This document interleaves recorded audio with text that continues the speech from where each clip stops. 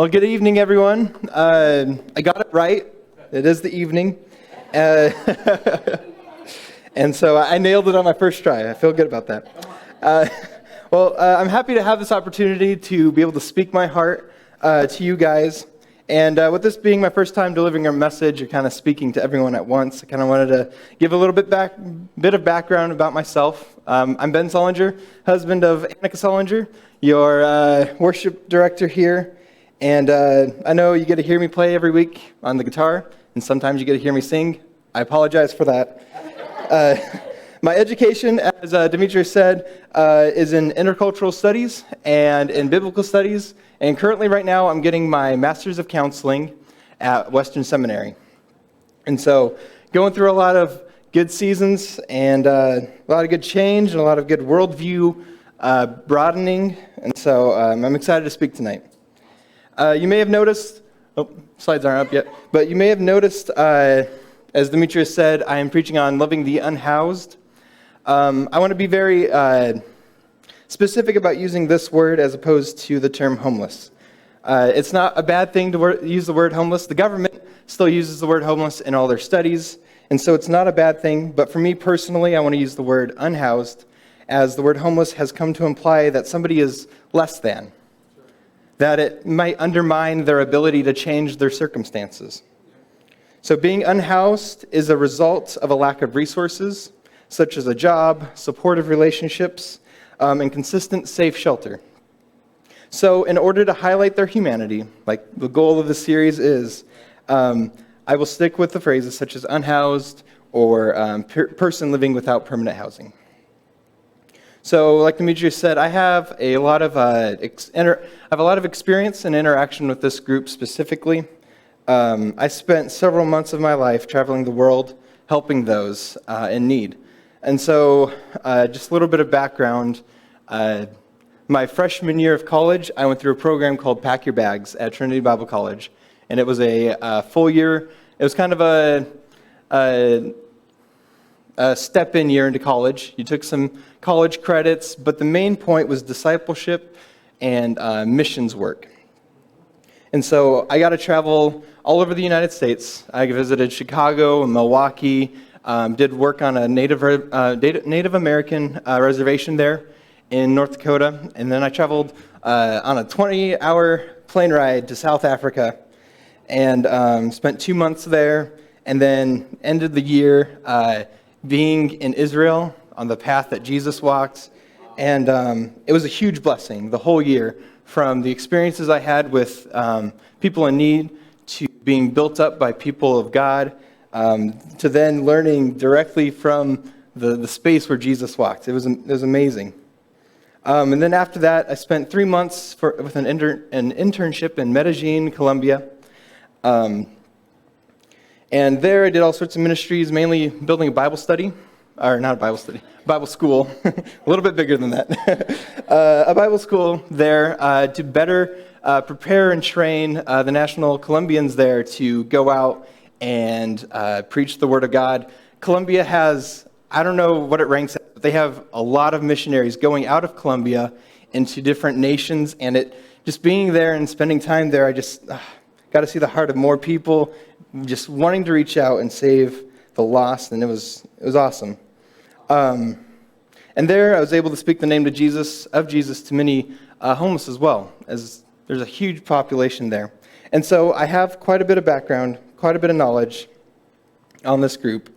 And I want to say that the people in this group are also unique because they're a combination of all the groups spoken previously on Sundays and all the groups that are to come. So the more we get to learn in the broader span, the better we get to learn when we focus in and dial in on a specific people group. And another thing about this group is everyone is at risk of being unhoused. There's no ever guarantee that we have what we have for the rest of our life. And so we can't look at this group and say, this is this exact kind of person. That being unhoused or being homeless, it's not somebody's identity, but it's their circumstance. I can't say this is a homeless person because it might be their circumstance for now, but God willing, they'll rise up. They'll be able to be in a permanent housing situation and have their needs met permanently. So I want to go into why we should love those who are unhoused. Firstly, it shows God's heart. Looking through the Bible, we can see God's heart for the poor. We can see this especially in Deuteronomy chapter 15, if you want to turn there now. The Hebrew people were commanded to observe a sabbatical year. We know of the Sabbath, one day a week, we take time and to care and observe God.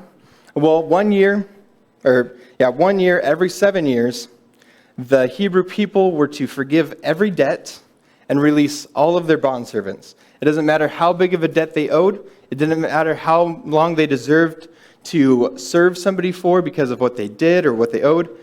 Every 7 years, every debt was forgiven. So in verses 7 through 11, they are commanded specifically in how to treat their poor brothers and sisters. So I'll read. If among you one of your brothers should become poor in any of your towns within your land that the Lord your God is giving you, you shall not harden your heart or shut your hand against your poor brother. But you shall open your hand to him and lend him sufficient for his need, whatever it may be. Take care lest there be an unworthy thought in your heart, and you say, the 7th year, the year of release is near, and your eye look grudgingly on your poor brother, and you give him nothing, and he cry to the Lord against you, and you be guilty of sin. You shall give to him freely, and your heart shall not be grudging when you give to him. Because for this the Lord your God will bless you in all your work and in all that you undertake. For there will never cease to be poor in the land. Therefore I command you, you shall open wide your hand to your brother, to the needy and to the poor in your land. It is not God's will for us to let our brothers and sisters go without provision. It is God's will, though, to open our hand wide, or open our heart wide, to those in need. Also, God, we have to keep in mind, God is the same yesterday, today, and tomorrow. So what he's speaking to the Hebrew people is his heart for the people today. It is the heart for the people in the future. So we can't just say, the Hebrew people were responsible to take care of the poor brothers, but we have to also take responsibility in that. Those who are unhoused are our brothers and sisters, made in the image of God. These are people who have faced challenges or were raised in a cycle of abuse. Every person's story is different. We never know the challenges they have seen throughout their life, whether that be abuse, loss of income, loss of hope, addiction, or mental illness. At the very least, every human deserves food, water, clothing, consistent safe shelter, and to be treated with love and dignity. So I want to share Chad's story really quick. This is a story of hope given to us by the Portland Rescue Mission.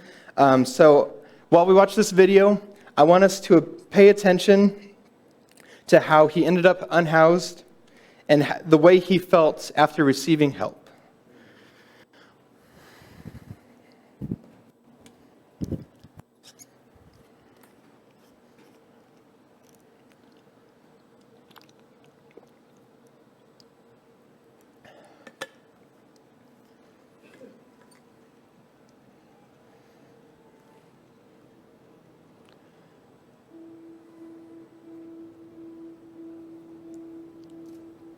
Lifelong journey of addiction and selfishness brought me to needing a place like Portland Rescue Mission.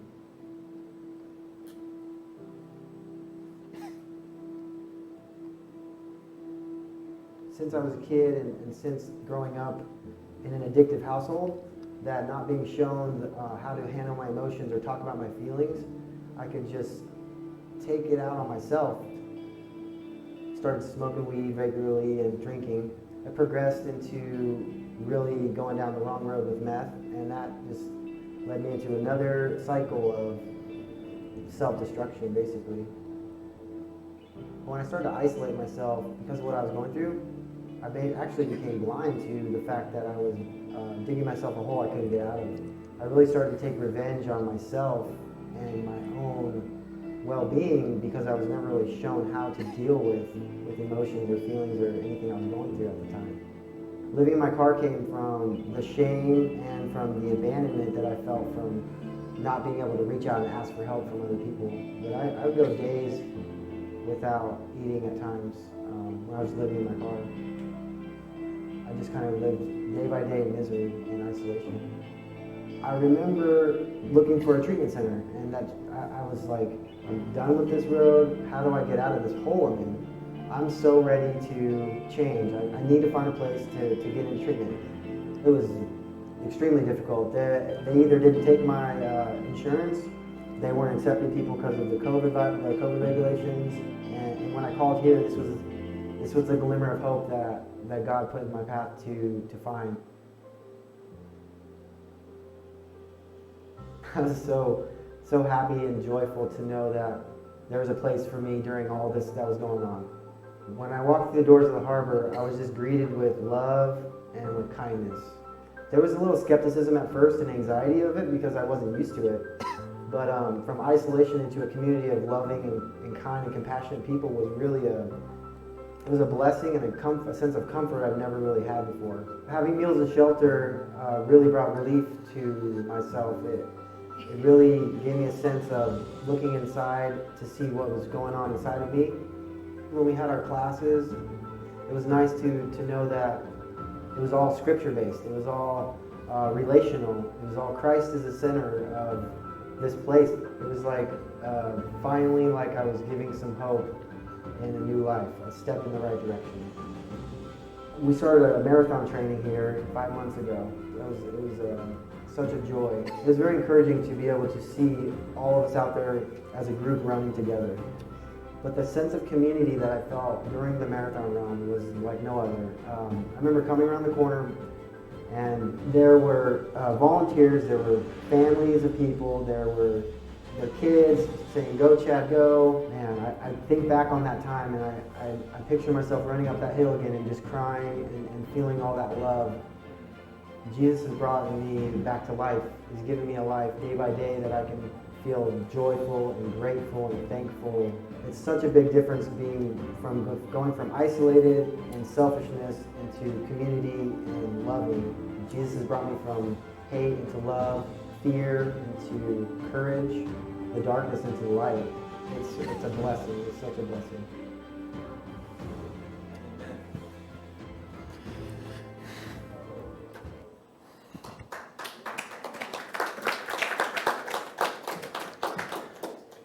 So Chad's story of hope, being raised in a house of addiction, and soon he found himself facing the same challenge, slipping down the road and eventually getting into meth.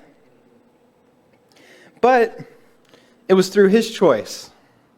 He wanted to change. He saw where he was, and he wanted to seek help. He didn't want to stay in this cycle any longer. He didn't want to stay low. So through the work of an organization that provided support, care, food, and shelter, Chad's life was changed. This happened because others listened to what God is calling us all to do.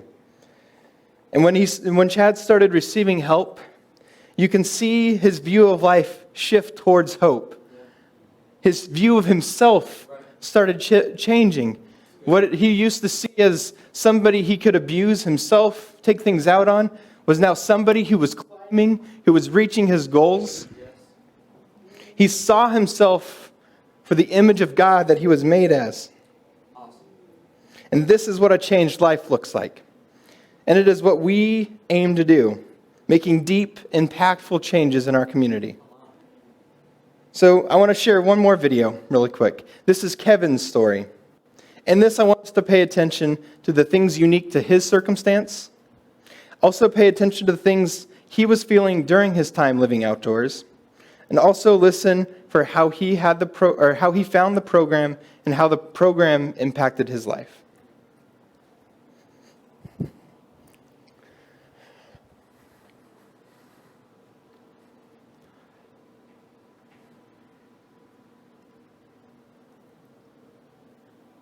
I was in the Marine Corps. I went in February of 74 and got out in March 31st of 76. Moved back in with my parents for about 6 months or so. Met a young lady, got married, had a child. When she divorced me for another gentleman, took my son, I kind of more or less pulled away from society. As far as my living situation, up in Washington, you can always find a green belt somewhere, and set up a camp. After about 3 or 4 months, it became a way of life.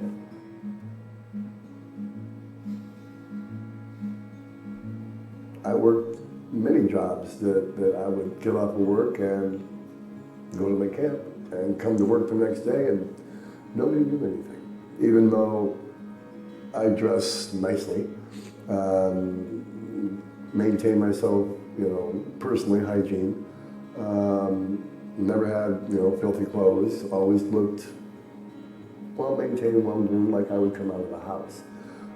Little did they realize that I, would go home to a camp, with a campfire or whatever, sleep on a mattress in a tent in the woods. I did run across or come across times when I wish I had somebody to go and visit. I wish I had friends. I finally decided, enough's enough. Nobody cares if I'm here or not. Nobody knows if I'm here or not. So why not just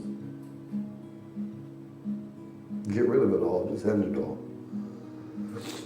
And that's a hard way for me to think, because I love my Lord. I love my Lord. And even though I want to go home,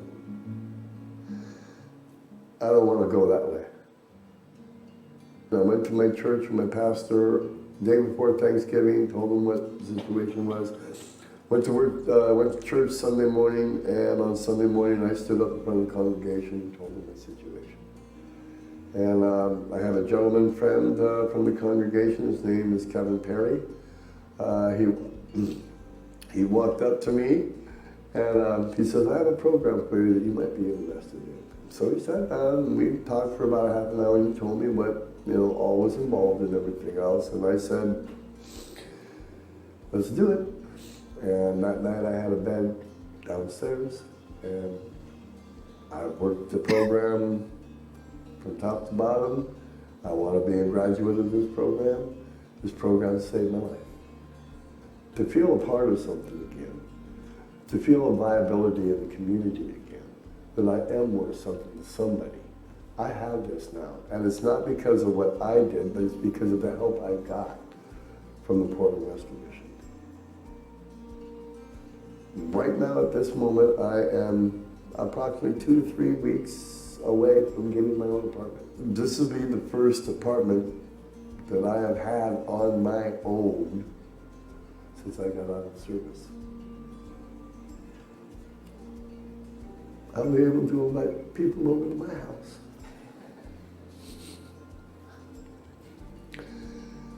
I really can't tell you how that feels. This Thanksgiving, I'll be thankful. I'll be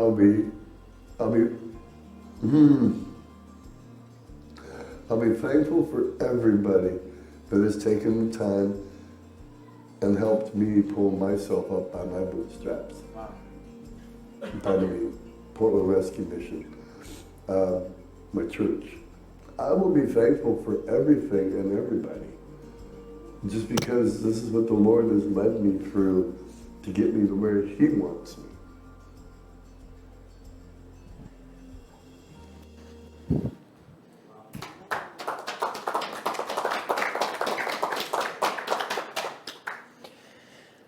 Kevin's situation was vastly different than Chad's. He had a life before. He wasn't raised into addiction. He had a wife, a son. And then one event took place. Something changed, and he lost it. He lost hope. He lost the will to be even part of society. So he went and started living outdoors. And during this time, he felt isolated. He longed for friendship, for someone to go to, and no one was there. He worked a job. He would go from his camp to a job, and nobody knew his situation. He felt completely isolated and thought nobody cared if he was gone. But once somebody heard his situation, they approached him. They sought out how they might help. And through recommendation of this program, Kevin's life was changed completely. Something that was hopeless became hopeful. From that video, which was, I think it was back in 2016, he was 2 to 3 weeks away from an apartment. That means right now, he's enjoying safety, he's enjoying consistency in a permanent housing situation. He gets to celebrate with friends on Thanksgiving. For one Thanksgiving, he's going to the church crying out, and to the next Thanksgiving, he was celebrating. This is the power we have, just through recommendation alone. Everyone who is unhoused is important to God. Whether they be born into addiction or lost everything in a divorce, their needs are seen by God, and God is calling us to serve them. This is how we show His love to those around us. So whenever you meet or interact with a person without housing, remember to listen deeply to their story. Get to know them, and through that, you'll be able to better love them. So the first point, it shows God's heart. Secondly, it reveals Christ's will. We can look towards the New Testament for endless examples of God's love to the poor and those faced with challenging circumstances. Throughout Jesus' ministry, we see him healing the lepers who were outcasted from society. They had nothing. When Jesus healed one and said to go to the temple so that they could do a sacrifice so he can come back into the community. He also healed the blind, the deaf, the lame, as they can no longer provide for themselves. In Luke chapter 14, Jesus says this: when you give a dinner or a banquet, do not invite your friends or your brothers or your relatives or rich neighbors, lest they also invite you in return and you be repaid. But when you give a feast, invite the poor, the crippled, the lame, the blind, and you will be blessed, because they cannot repay you. For you will be repaid at the resurrection of the just. This is the love that Christ has shown us, giving hope through his sacrifice on the cross and through the promise of his resurrection 3 days later.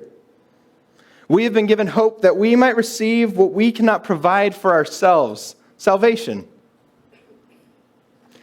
God has shown us his love by forgiving our sins. In response to that, there's this thing called a Theology of Response in the New Testament. We see how God interacts with his people and how they respond back. And this is part of that. In response, as Christ's followers, we must show our love by providing where there is need, as God has provided where we were in need.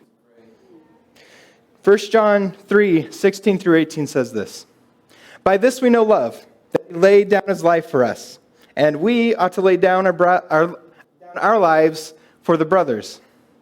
But if anyone has the world's goods and sees his brother in need, yet closes his heart against him, how does God's love abide in him? Little children, let us not love in word or talk, but in deed and in truth. This is James's whole message, isn't it? Don't just know the word. Don't just get smart and sit on it. Get out there and do something about it. Here comes John, just amen. Amen. I love it. God has blessed me with this opportunity to learn at Western Seminary. I am so thankful that God's brought me into this point at this time in my life.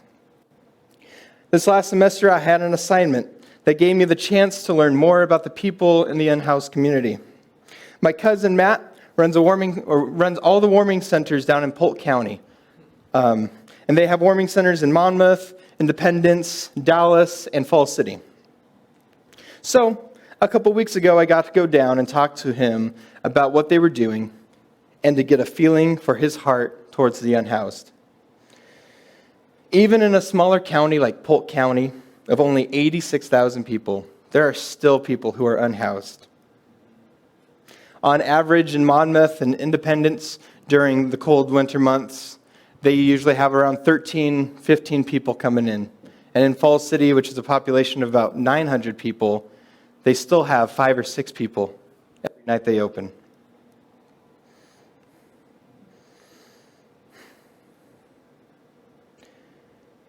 In order to provide safety during the cold, Matt works in the county. This wasn't something that was already started, that he took over, but he saw a need and he took initiative.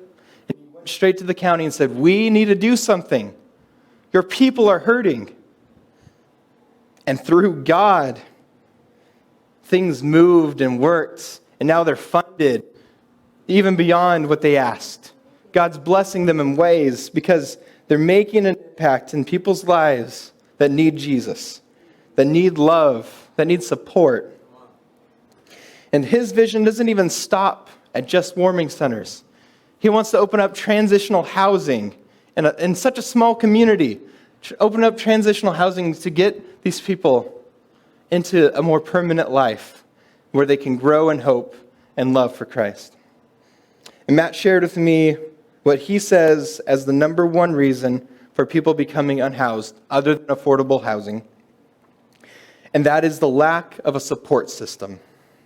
If I were to lose my income, if my house were to burn down, if I were to get evicted for any reason, I have friends, I have family, I have pastors, I have church members that would love me and come together and support me until I could get my feet back underneath me. But for many people, they've burned bridges. They've lost connection to friends and family. They've been isolated for so long that they can't reach out. And they're alone. And because of that, they have lost their means to safe and consistent housing. So this shows God's heart. This reveals Christ's love, or Christ's will.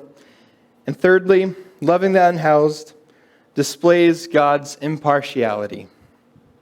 We can go to James chapter 2, verses 1 through 5 and see this.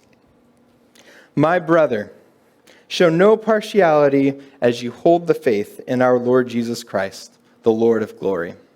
For if a man wearing a gold ring and fine clothing comes in, and if you pay attention to the one who wears the fine clothing and say, 'You sit here in a place,' while you say to the poor man, 'You stand over there,' or 'Sit down at my feet,' have you not then made distinctions among yourselves and become judges with evil thoughts?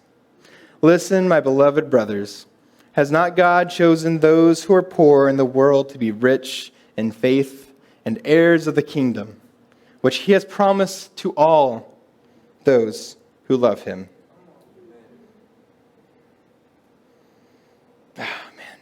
This is something we need to get right.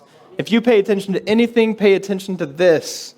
We have people coming into our church. Just last week, we had a handful of new people in here. And how we see them, how we interact with them, will speak tremendously of God's love. So people coming into the church need to know that the love of Christ is for all. It is not partial to the size of tithe. It is not partial to the amount of influence they may have on community or other friends you may have or other groups you belong to.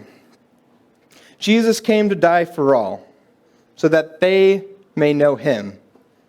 They may love him as he loves us. God is not partial to anyone. Jesus tells us the parable of the shepherd who leaves his flock to chase the one out of 99 sheep that is lost. As those who come into the church, this is God's heart for every situation. In what ways are we leaving the 99 to chase the one? Are we stepping out of our comfort zone, our friends, our family, and are we stepping out to the ones that are lost, the ones who are hurting? As those who come into the church are to be loved all the same, How can we show God's love if we say to one person words of affirmation, and to the next person we're speaking words of hate? God's heart is to love all first. Above all else, John says, we must love. So before we get into how we can love the unhoused, I want to share just a little bit of information about this group beyond what I've already shared. So the unhoused community includes those who live outside and also those who are sheltered or are in transitional housing. Both are considered unhoused because they lack permanent safe housing. Safety from the cold and from the heat during the day and while they sleep, safety from others, safety for their belongings. So statistics say that on any given night in 2020, that there were over 580,000 people who were unhoused in the United States, with 61% being sheltered, and the remaining 39 sleeping outside every night. 171,575 of those are families with children. 171,000 families, or not families, but people within families that were sleeping without knowing where they're going to go. These are children being raised without consistent nutritious meals, warmth or cooling, and safe housing. For someone still developing mentally and physically, being unhoused can hurt them for the rest of their lives, creating the cycle of pain. It is also important for us to know that East Multnomah County has one of the highest poverty rates in America, as the median household income is only $24,000 a year. This is in our neighborhood, right here. And with a median of only 24, you have people way below that. So it's right here in our neighborhood. This is something we need to love, this topic right here. So how can we love the unhoused? Well, firstly, you can partner with an organization. This is the fastest way we can be out there and helping. There's two organizations I want to just mention really quickly. Portland Rescue Mission, which is the organization that provided the videos we watched earlier, and they're making a great impact in the community. They're a faith-based organization that offers nutritious meals, addiction counseling, vocational training, and transitional support. So not only are they getting people off the streets and providing them with meals and meeting their needs, but they're training them to live sober lives and to live with a job that can provide farther into the future. And secondly is My Father's House, which is another faith-based organization just right down the street. Just right down the street by 174th.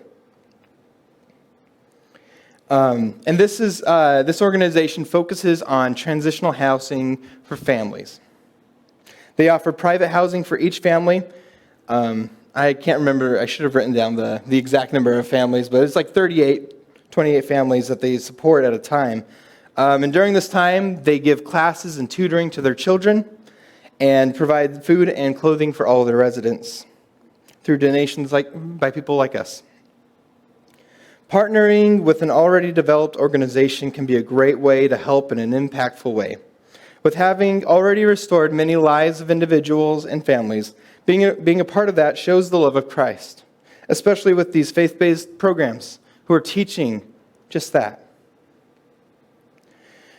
There are also many, many more organizations all across Gresham and into Portland, and they're just a Google search away. It's so easy to find somewhere you can help. And partnering with an already developed organization is an effective way to love those who are unhoused, as they already have systems in place. We have the opportunity to step up and volunteer in various different areas. And so just contacting the organization, saying, I'm here to serve. They usually have a form you fill out, and then you can just step right in and start loving people. So during my freshman year of college, I was part of that traveling group in Pack Your Bags. And specifically our trip to Milwaukee, we did just focused homeless ministry. And during this trip, I had the opportunity to serve in their, I don't know exactly, their organization. They provided a hot meal every Saturday, and then free health checkup and free vision care. And I was able to step in and create conversations. I was able to serve meals to those, and just the joy that they received from one hot meal just was breathtaking. And during this trip, I also went through a poverty simulation. And this wasn't to take away from the uniqueness of a situation, but it was to broaden somebody's worldview. So I stepped in, and it was a day and a half, and we could only wear clothes that we could find at their secondhand store there at the organization. We weren't given any meals for that day and a half, and we slept on the ground in a warehouse with no heating in there or anything. And so it felt real. Even though I had the security of knowing that it would end in a day and a half, I got to see from a different lens. So we slept that night, and the next day we were sent out into Milwaukee to find our own way. We were paired in groups of 3. They said, okay, you have to be back here by 7, and good luck.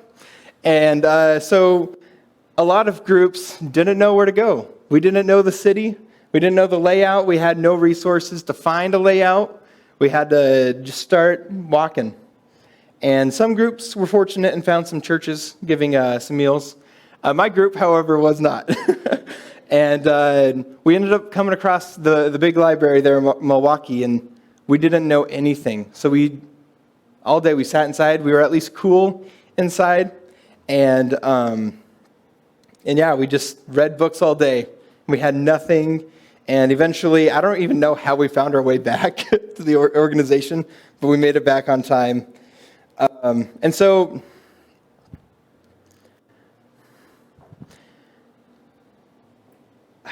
I understand at least a little bit, but I don't want to say I understand fully, because I had that reassurance that I was still going to get a hot meal the next day.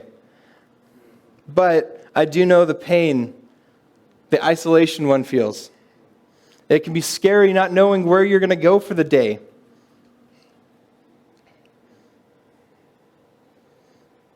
And so these organizations give places for people to go, hot meals. It's awesome. So apart from partnering with an organization, there's a simple one that I love to say. See a need, meet a need. All over this county, whenever you're driving, you're always seeing people out on the streets asking for meals or money or some way. Love them. It's really easy to keep your eyes down and drive on. It's really easy to ignore them. But God doesn't call us to easy. God calls us to love. And I'm very guilty of this myself, keeping my eyes down. And this is something I'm trying to get out in. And seeing a need, taking the 10 minutes and the $10 it takes to provide water and a good nutritious meal for somebody is worth it. Because that interaction can change their whole perspective. They might go from nobody cares to, wow, somebody cares at least. I need to look for this more. I need to look for something more. And lastly, partnering with an organization, seeing a need and meeting a need. And lastly, this is probably the most important one, creating a support system as a church. As I mentioned earlier, one of the leading causes, other than affordable housing, is a lack of a support system. And as a church, we're meant to be that for each other. We're supposed to be there, to love one another, to see a brother's needs, and to step alongside and love them. This is not something that happens after somebody is unhoused. This is a preventative system. Being able to love our congregation and beyond that, love our community, that people would know, man, I'm facing some struggles, but I hear our Generations Church has something going on. I hear they really love people. Maybe I should go and just talk to them. Maybe there's someone there that could lend me just some food for the weekend while I'm working some jobs, or maybe some child support while I go work 10-hour days.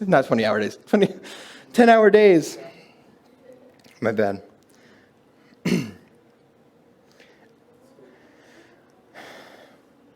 We are commanded to invite the poor to our banquets. Jesus didn't see value. When he said this, he was at a banquet he was invited to. And he looks at his host and he says, "This isn't it. Don't invite those who can repay you. You should be taking what you have and giving it to those who don't. This isn't a rat race to see how far we can get ahead.